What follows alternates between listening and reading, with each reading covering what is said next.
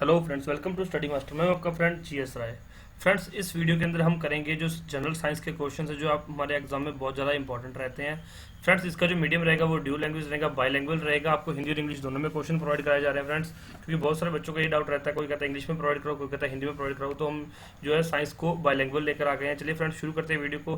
Friends, ये हमारी एक सीरीज रहेगी लेक्चर की। इसके अंदर आपको 10 लेक्चर्स मिलेंगे, जिसके अंदर के आपके सारे महत्वपूर्ण क्वेश्चन कवर हो जाएंगे। किसी भी क्वेश्चन में डाउट हो आप नीचे कमेंट कर सकते हैं। वीडियो को प्लीज़ लाइक जरूर कीजिए ताकि इससे क्या दूसरों को पता चल सके कि हाँ वीडियो अच्छी है, तो वो भी वीडियो को देख सके। वीडियो को शेयर जरूर कीजिए। वीडियो कैसी लगी कमेंट करके जरूर बताइए। चलिए शुरू करते हैं। लार किसके पाचन में मदद करता है? Saliva helps in digestion of. तो लार किसके पाचन में हेल्प करता है? Starch. B option is the right answer. निम्नलिखित में से किस भाग में पाचन और श्वसन पाइप एक दूसरे को काटते हैं? बहुत इंपॉर्टेंट क्वेश्चन है, कई बार एग्जाम के अंदर आया हुआ है। In which of the following parts across each other in the digestion and respiratory pipe cross each other. तो जो इसका राइट आंसर वो है ग्रसननी, फरेग्निक्स। तो ये याद रखिए, इंपॉर्टेंट क्वेश्चन है। चलिए फ्रेंड्स, अगर आपको पीडीएफ चाहिए तो आप हमारा टेलीग्राम चैनल ज्वाइन कर सकते हैं। आप studymasterofficial.com हमारी वेबसाइट भी विजिट कर सकते हैं, वहाँ पर आपको सभी पीडीएफ अवेलेबल हो जाएंगी। इनमें से कौन सी ग्रंथि पाचन एंजाइम का स्त्राव नहीं करती है? विच of the following gland do not release digestive enzyme. तो इसका जो राइट आंसर वो है लीवर, यकृत।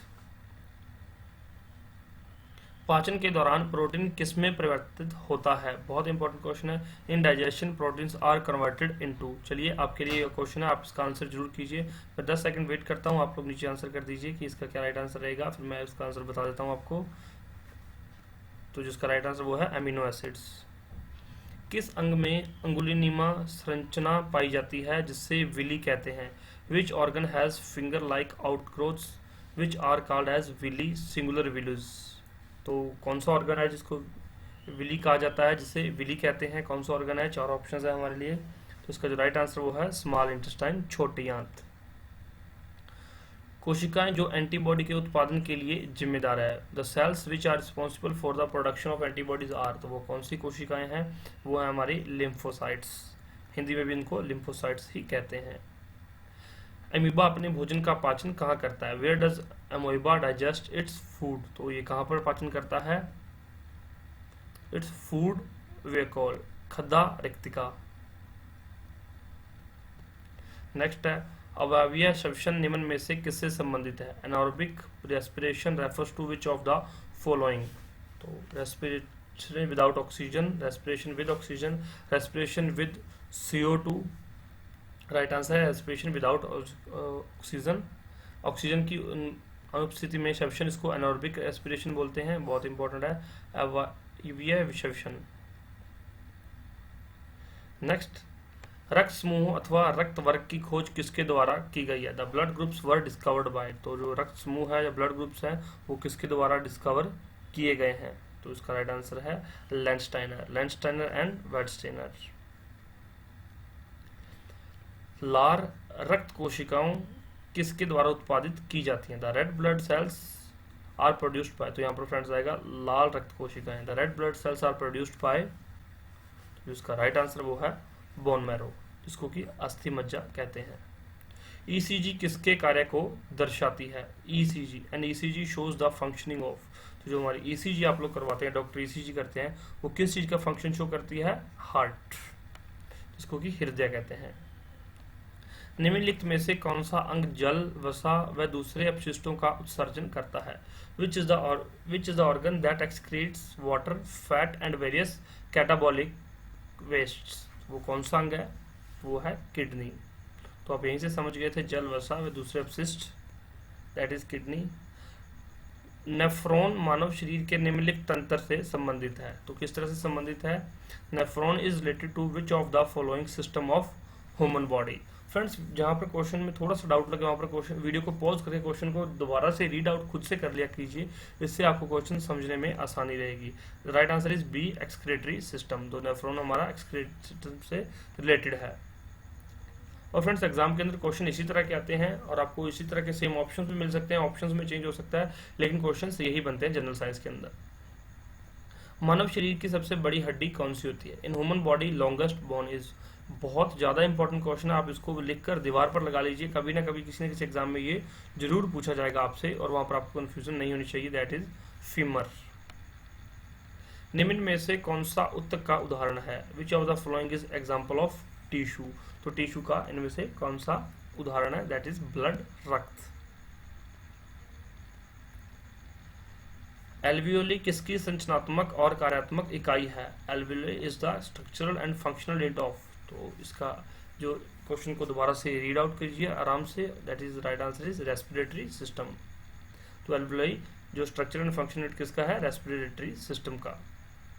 एंजाइम का स्रोत डायस्टेस क्या है? The source of enzyme diastase is. बहुत इंपॉर्टेंट क्वेश्चन है, तो ये क्वेश्चन एग्जाम के अंदर आ सकता है। सेलेवरी ग्लैंड्स इंपॉर्टेंट है, याद रखिए। जो एंजाइम का स्रोत क्या है? Salivary glands. नेक्स्ट, यकृत किसका स्रोत है? Liver is a rich source of. तो ये यहाँ पे नहीं है, liver is a rich source of. तो लिवर किस चीज का रिच सोर्स है? यकृत किसका स्रोत है? इसमें 4 ऑप्शंस दिए गए हैं। राइट आंसर है फैट सोल्यूबल विटामिन, वसा में घुलित विटामिन।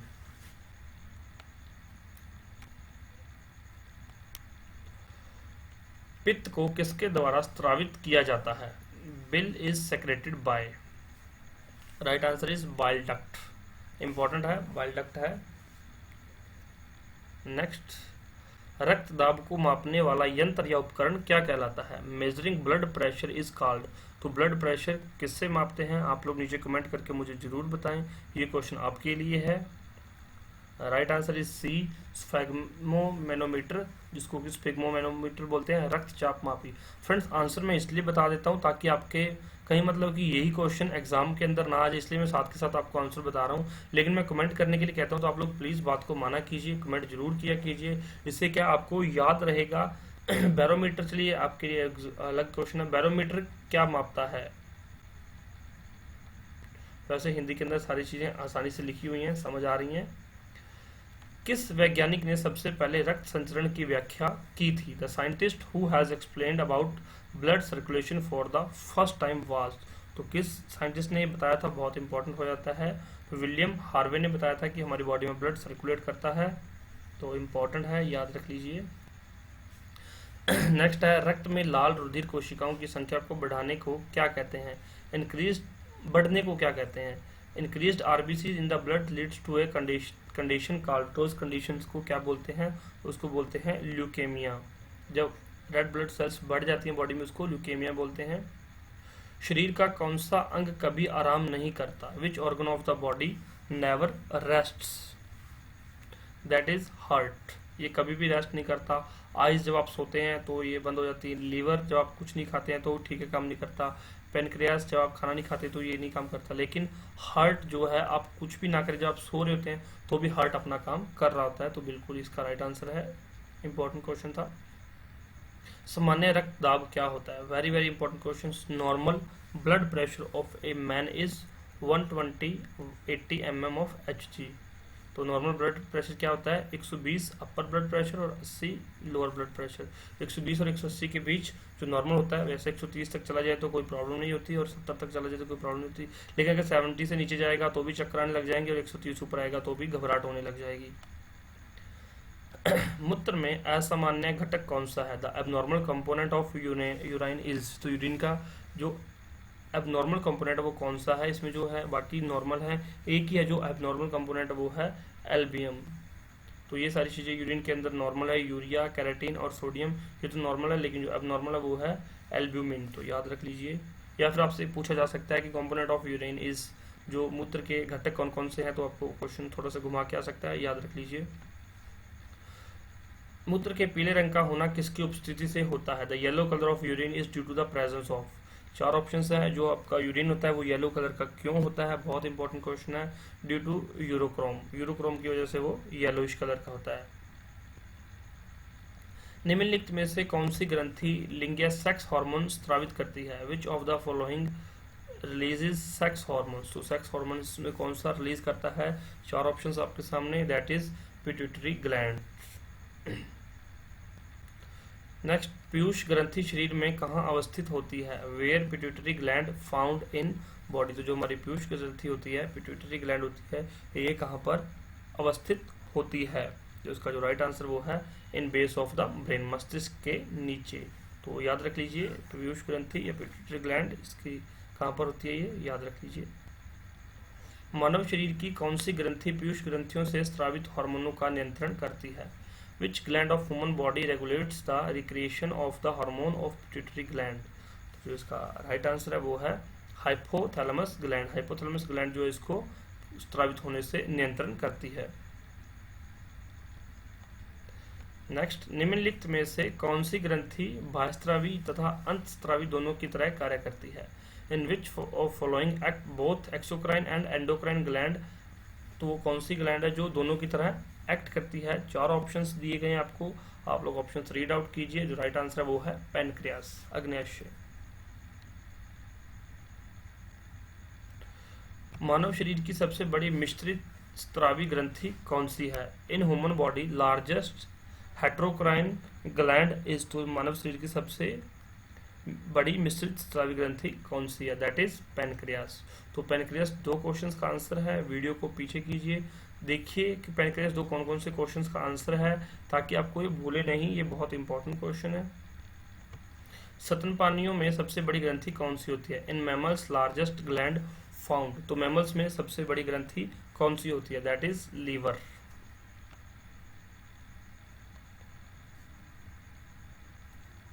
स्तनपानियों में सबसे बड़ी ग्रंथि कौन सी होती है? In body which largest endocrine gland, तो एंडोक्राइन ग्लैंड सबसे बड़ी कौन सी होती है? That is thyroid. पुरुष सेक्स हार्मोन कौन सा है? Which is the male sex hormone? तो जो इसका 4 ऑप्शंस हैं आप लोग देख लीजिए 4 ऑप्शंस को। तो जिसका राइट आंसर वो है टेस्टोस्टेरोन। चलिए फ्रेंड्स, ये मैंने आपको एक वीडियो प्रोवाइड करा दिया है। इसका नेक्स्ट पार्ट अगर आप चाहते हैं तो प्लीज़ वीडियो को लाइक कर दीजिए, वीडियो को शेयर जरूर कीजिए अपने फ्रेंड्स के साथ। जो लोग महंगी कोचिंग अफोर्ड नहीं कर सकते उनको सारी चीज़ें यहाँ पर free of cost YouTube video के माध्यम से प्रोवाइड कराई जा रही है। जनरल स्टडीज़ के मैंने 30 लेक्चर्स पहले ही बना रखे हैं, आप लोग देख लीजिए, उनका लिंक आपको डिस्क्रिप्शन बॉक्स में मिल जाएगा। सारी वीडियोज़ काफ़ी अच्छी वीडियोज़ हैं। और मैथ्स की लेक्चर सीरीज शुरू हो रही है, उसका एक लेक्चर पहले हो चुका है।